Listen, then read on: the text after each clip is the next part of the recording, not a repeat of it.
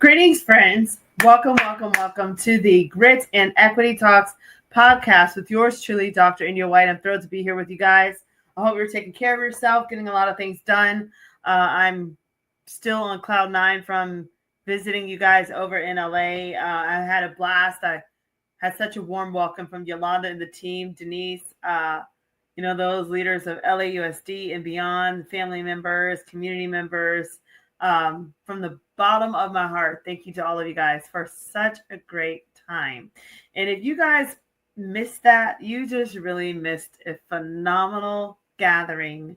And I highly recommend you do what you can to join us in such a wonderful work that's taking place over in Los Angeles, California. Now, with that said, I'm going to go right into my announcements.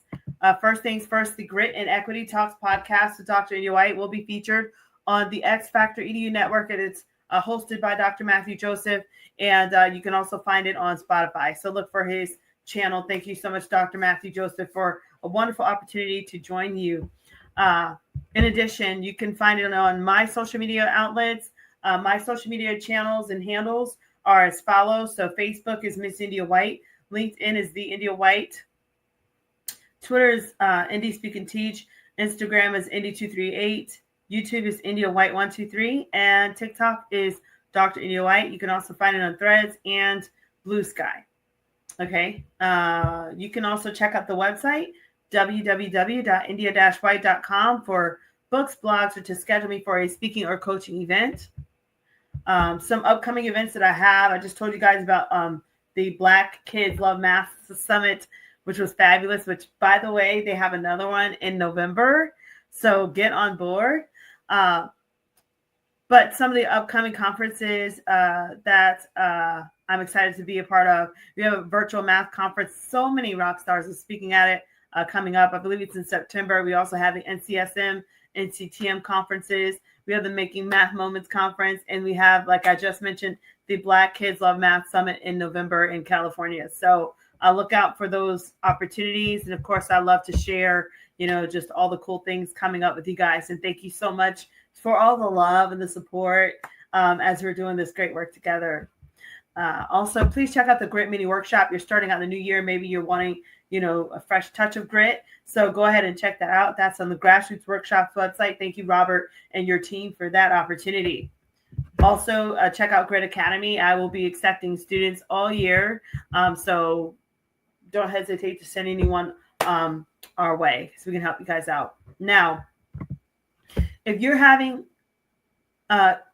problems with closing the achievement gap in your school, in your district, and you're having classroom management issues, or if your students aren't motivated to do their work, you can join me on this podcast. And we talk about different subjects that, will help you to have a better result for your school year. I also wanted to remind you guys of the Grit calendars. Please use those starting up the school year. And also I wanted to remind you of Grit weeks for you teachers that are trying to figure out a theme for your class or how to keep kids motivated.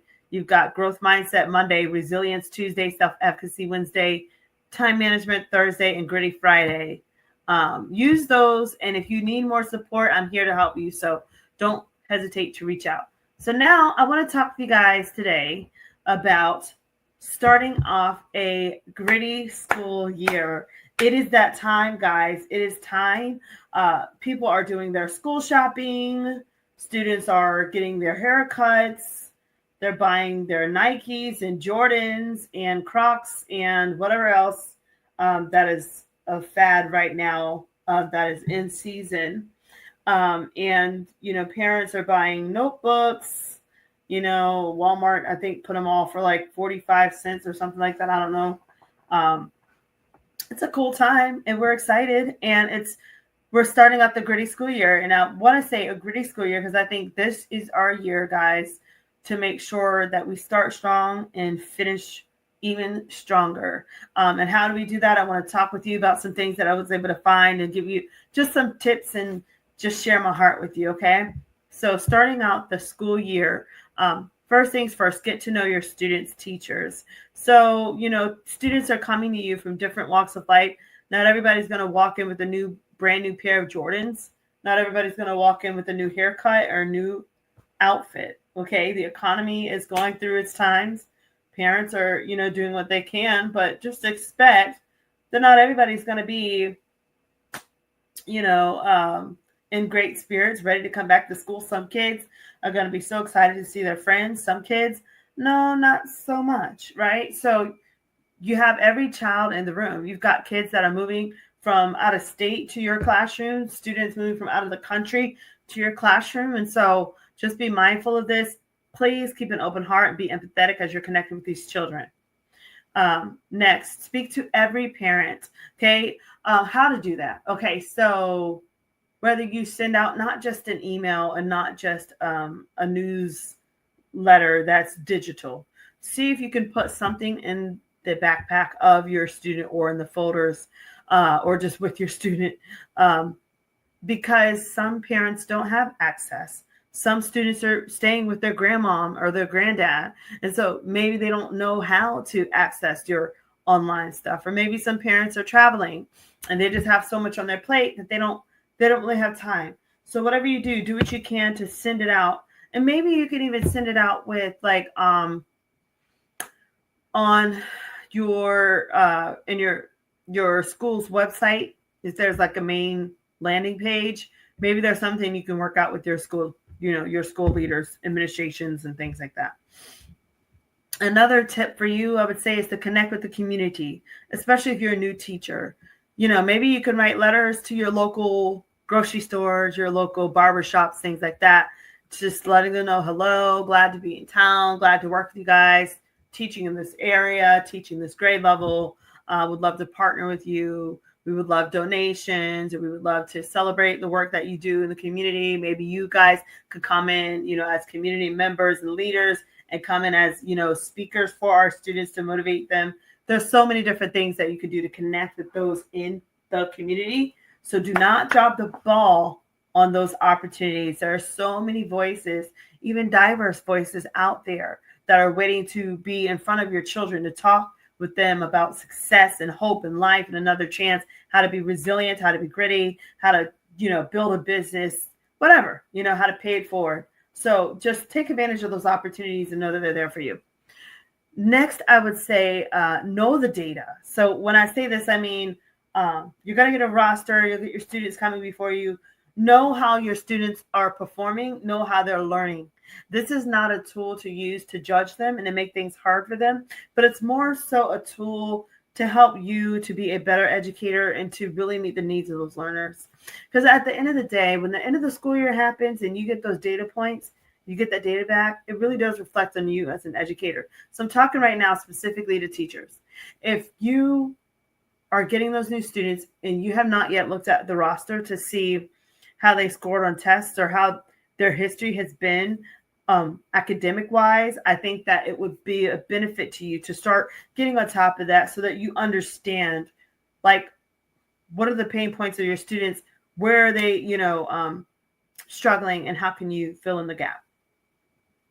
I also want to say a disclaimer on that. This is not a tool to use to begin building a school to prison pipeline.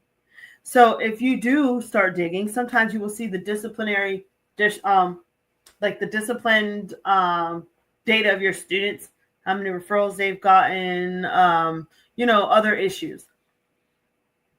I would say be thankful for that information that it's there, but do not rely solely on that, and do not make that a go-to where that's like the main thing you're looking at for your kid, because you can easily paint them in a negative lens. I'll never forget a student that I had, and I'm so thankful he was in my class. He came to my class and he said, "Hey, miss," and see, I hadn't looked at any discipline. I only looked at test scores, academics, to see, how the student was in math in general. And but I remember this kid came to me and he's like, "Hey, miss, yeah, my name's so-and-so. Don't you know who I am? I'm the baddest kid in school, and I'm in your class." And he said it in front of all his peers. And I remembered looking at this young man and being like, okay, gotcha. And I knew in my mind he was going to be one of my best students. I knew we're going to have a great bond because I knew that that, kids that claim, oh, they've had such a hard, time with other teachers in the past, like those are the ones I was like, yes, give them to me, because I knew it was just a matter of time. We were going to turn it around. But I say that because I was able to keep an open mind with this child, because I did not go digging into his disciplinary situations with other leaders.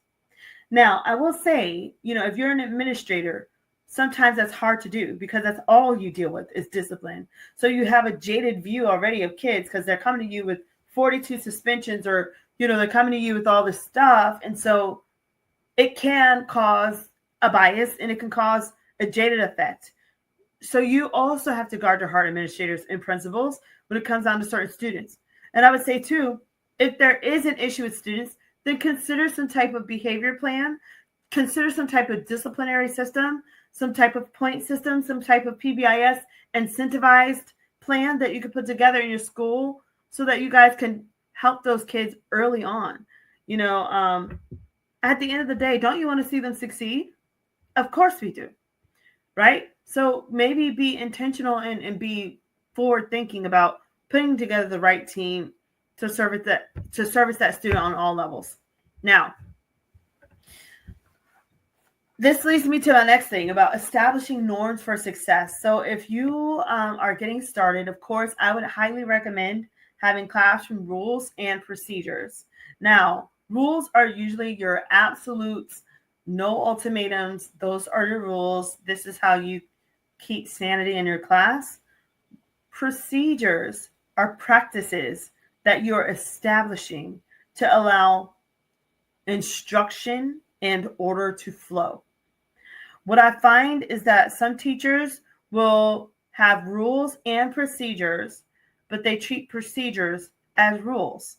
And then it leads to a bunch of chaos with discipline, referrals, because a kid broke a procedure.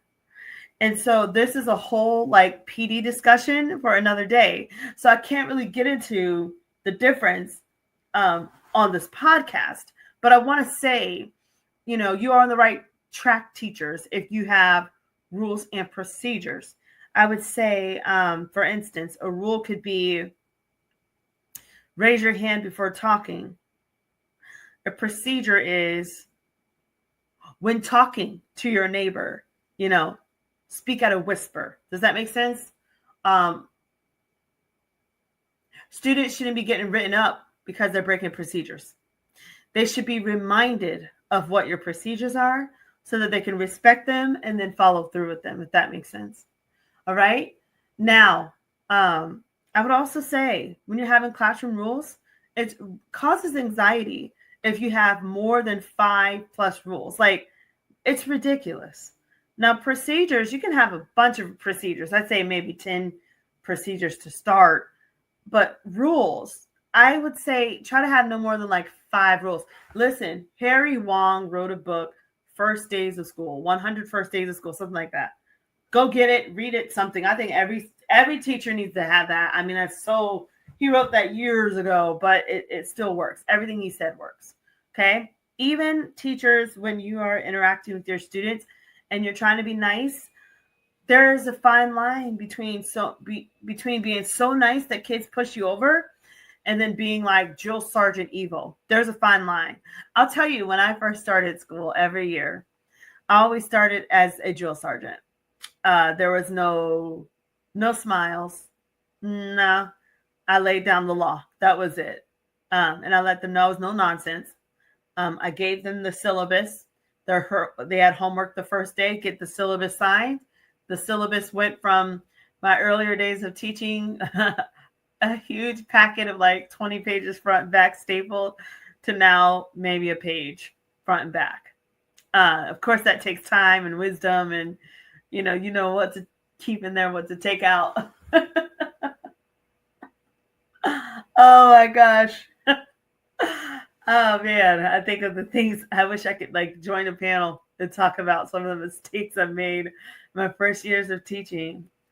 Teachers, if you're thinking about doing a strike system, please don't. I had a strike system, y'all.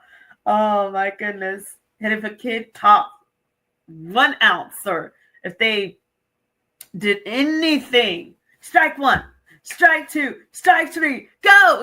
Like it was just. I sent so many kids to the principal's office. I had no idea what I was doing those first few years of school. Sorry, I laugh thinking about that was such a hot mess. I wish somebody would have stopped me. They did, obviously, but so I say this because there's always room for growth, room for improvement. But if you have a strike system, please scratch it. Please scratch it. I can help you with other systems, I promise. I would recommend doing a point system, a money system, a ticket system, a PBIS school-wide system, something for incentives and to make it fun as students are learning and growing in your class. All right. Another thing about rules and procedures is procedures should be retaught, repeat until eventually they're mastered by everyone in the class. It should be a safe place. Your class should feel like a safe place. It should not feel like a jail or like just cold. Your class should be warm and inviting. And your rules and procedures, and even teachers, when you're going over this, be mindful of your tone of voice, that you're not sounding like a monster, right? But that kids know that you believe in them, even on the first day of school. All right. So those are some tips that I have for you guys that I wanted to share regarding, how we can start off a gritty school year. So now I want to share with you guys my screen, and we're going to talk a little bit about some of the things I was able to find about some tips. She's talking to us about her tips. The year off on the right foot. So let's go ahead and dive in to my top 10 back to school tips for teachers. So my first tip is to start with a clean, fresh slate. So this is in regards to anyone and everyone that you come in contact with. So first of all, any colleagues that you may have worked with last year, if you did teach last year, sometimes there can be drama in schools and, it's really, really silly, but it is true and it does happen. And so she said procedures from day one. Now that doesn't mean to throw them all at the kids on the first day at one time, because that can be very, very overwhelming for students. So she's repeating, of course, some cool things about rules and procedures, but she also talks about starting with a fresh, clean slate. I like that. Yeah. Leave last year's drama in last year, right? All right, let's keep watching her to see what else she has to say. They're younger. So what I mean by that is, get to know your kids first on the first few days of school. However, if something comes up on the first day, such as sharpening a pencil or lining up, you need to go ahead and teach that procedure right then, so that all of this grades, it should still be a very loving and inviting environment for your kids. However, one of the things that I like to do during the first week or so now she's talking about teaching expectations. So of school is to teach the students the rules and or expectations. So a lot of schools have school expectations, which need to be taught. And then you also need to teach your own personal classroom rules and expectations. Excellent. Okay. Next, her next thing says, make students feel comfortable. Let's listen. Butterfly chairs and rugs. Also be sure to greet your kids every day, whether that's just saying good morning so-and-so or giving them a high five. If they like hugs, go ahead and give them a hug. Okay, so she's saying to greet the kids, say hello, good morning. I want to say something on that too. Whenever you are greeting kids, don't be fake. They can pick up on it like this. If you don't like Johnny or Sarah or whatever, and the vibe is off, I would say be nice, be cordial, but don't be fake. Do your best to find that sweet spot in yourself to be nice and loving, but don't be fake. Because if you're fake, it makes it worse and it's plastic. Kids want nothing to do with it. So keep that in mind as you're connecting with students. Let's keep going. Develop a relationship with students and families. Set aside time to clean up and grade. Let's go back to set up a time to clean and grade. specific time to get done what you need to get done at the end of the school day, whether that is to grade papers or clean up your classroom. You need to set aside even 15 minutes a day just to get that done, because if not, your papers will build up like mine did. So take this tip very seriously, because it is so easy to start drowning in papers if you don't do this. So teachers, I like that she's saying this, but I want to also just hook you guys up with a concept of how to grade efficiently. Okay. Work smart, don't work hard. So what do I mean? So a student, you give them 30 problems to do. Okay. Usually that consists of about 3 or 4 sections, but you have mainly 2 sections that can kind of show you that kids know what they're talking about. Usually the 4th section, maybe the 2nd or 3rd section. So instead of grading every single thing, pick 2 random ones. Don't tell the kids. Tell the kids to show their work. And then when they come in, if you assign numbers 2 through 30 even, okay, then say, okay, guys, I'm grading number 6 and number 18 today. Get your papers out, put them on the desk, and you go through and spot grade like that. And then you give them credit for doing their homework. I think that works. And I think it's realistic. What could you do with the other questions? Take the other questions and go over them with the kids in class during bell work. So bell work, maybe instead of doing 3 or 4 problems for bell work, maybe do 1 problem for bell work, and then do maybe 3 or 4 homework problems with students in class with them, right? So that they understand where they went right or where they went wrong in the homework, and then transition it into the lesson. That way you kill 2 birds with 1 stone, and you're realistic about time. Now, if I was to rewind us back to 15 years ago where we had more time and more options, go ahead and grade everything. But because time is at such a slither, teachers, I would highly recommend, can you switch out some of the bell work problems for homework time to allow students to go over some of the homework that they were supposed to do the night before, okay? So that you can say, not only did I spot grade 2 of them on the spot, I also went over 3 or 4 problems on the board with the students. So now I've got, and make sure it's different range of problems, right? So now I have a better feel that the kids knew what they were doing, or I need to reteach it or whatever, okay? I hope that makes sense. Now, that was cool what that chick was talking about. That makes me now want to transition and talk about more things that we can do to prepare students for the first day of school. Tips to prepare for the first days of school. Oh, look at the baby. Okay, so this says for parents now, whether your child is just beginning kindergarten or starting a new grade as a returning student, there's a lot to be done to prepare for the year ahead, including checking in about their fears, anxieties, and concerns. Yes, parents. Yes, we're throwing them into the system, but they still have fears, anxieties, concerns. We need to make sure that we know what's going on with our kids. Okay. As summer winds down, it's natural for students to experience nervousness. After all, your child is entering a structured group setting after months away. Some children will accept the change with joy, while others might need more hand-holding to acclimate. So teach kids how to open up with books about feelings to share together as a family. So it says children enter the school year with different goals and social emotional aptitudes. Okay. Teachers know this, and they strive to foster a strong relationship with each student from the moment they enter into a classroom community. O'Connor encourages parents, to reach out to their child's teacher before the first days of school with questions or concerns. Since parents know their child best, this communication sets everyone up for a successful year ahead. Back to school season will always be accompanied by a certain amount of nervous excitement or anxiety, but as a parent, you can minimize the fear of unknown by being positive. So here's some tips. 1, visit the classroom before the first day, okay? If they let you, okay? Because there's open house, so you might want to go to open house.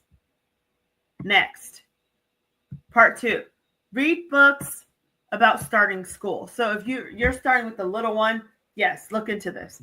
Stories with characters your child can relate to, especially those with characters attending to the first day of kindergarten, are useful for relieving first day jitters and providing a boost of confidence where they feel needed. Okay. 3, talk to your child about their feelings about school, friends, teachers, and new activities. When discussing back to school, you might gauge your child's thoughts about the classroom. Ask them what they are looking forward to and what they're interested in learning, along with any concerns they might have. Some students might be concerned or have worries about being bullied. Okay, so discuss that with your child. There's a book, Sophia Sanchez's You Are Enough. Okay. Next tip. Set intentions with your child for the first or for the school year ahead. Since children are still learning the concept of time, set a word each month. To reflect their back to school experience, September words might include friendship, perseverance, or kindness. Okay? Tip number 6, gather the supplies they need for a successful school year. You and your child can pick out the new books or rediscover beloved favorites during this time as well. Titles don't necessarily have to be about school. And 7, encourage your child to pursue a passion project this year. Gauge your child's interest at the end of summer to see how curiosity has evolved and what's new. Ask them what topic they really want to learn about in school, the school year ahead. So that's pretty cool. Again, this is 7 tips to prepare for the first days of school. So I'm going to stop sharing that. And so that was really cool. Just some cool tips that I wanted to share with you guys about the first days of school. And I hope that you guys are able to look at it. I also wanted to pull up a blog that I was able to write for you guys on this topic as well, where I'm talking to you about tips for first days of school, just kind of in general. And it kind of goes with what I already talked about earlier today when I first started the podcast. And so I want to talk about how to do those tips with grit. So I'm going to share my screen again, and we'll talk about grit-powered tips for starting off school right. Okay. So, of course, get to know your students. Okay. Every student comes with a unique story. Taking time to understand their learning styles, goals, and experiences shows them that they matter. This is where growth mindset comes alive, when we believe that every student can improve and grow, no matter their starting points. So grit tip here, use icebreakers, interest surveys, or one-on-one chats to learn about each student. Okay, personal connections inspire engagement and persistence. Next, tip 2, speak to every parent or guardian. Strong homeschool partnership builds trust and sets the tone for collaboration. When parents feel seen and heard, they're more likely to support and partner with you throughout the year. So your grit tip, make it a goal to connect with every family within the first 2 weeks with a positive phone call, email, or message. This builds your own self-efficacy, and it shows families that you are invested in their child. Tip 3, connect with the community. Students are more resilient when they see how learning connects to the real world.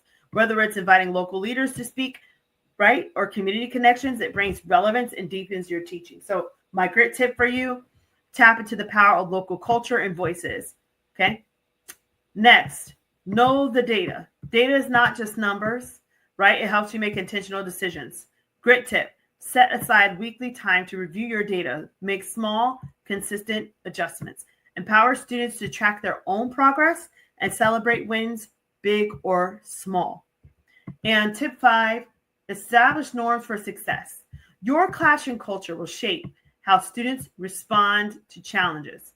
Create norms that emphasize perseverance, responsibility, and mutual respect. So my grit tip, let students help you define what success looks like in your space. When your expectations are clear and co-created, students feel ownership, and that will build resilience and self-efficacy. So my final thought to all of you listening, this school year, let's lead with grit. Let's build classrooms where students feel empowered to grow, bounce back, and believe in themselves. When we model grit as educators, we equip students with the tools they need to thrive in every area of life. So hope that blesses you guys. Feel free to contact me. You see my information right here. My email is india.white.123@gmail.com. Website, www.india-white.com. You can follow me on Twitter and throughout. And of course, I'm also here to service you guys with PDs and things like that, grit trainings and beyond. So with that said, guys, thanks so much for letting me share this. This has been a wonderful time talking about how we can start off a gritty school year. Make sure you're visiting my website that I just mentioned. Make sure that you catch me at some of these upcoming events. Can't wait to see you guys at the NCTM and CSM. Follow me on social media, okay? And check out the website again. And with that said, guys, stay gritty. See ya.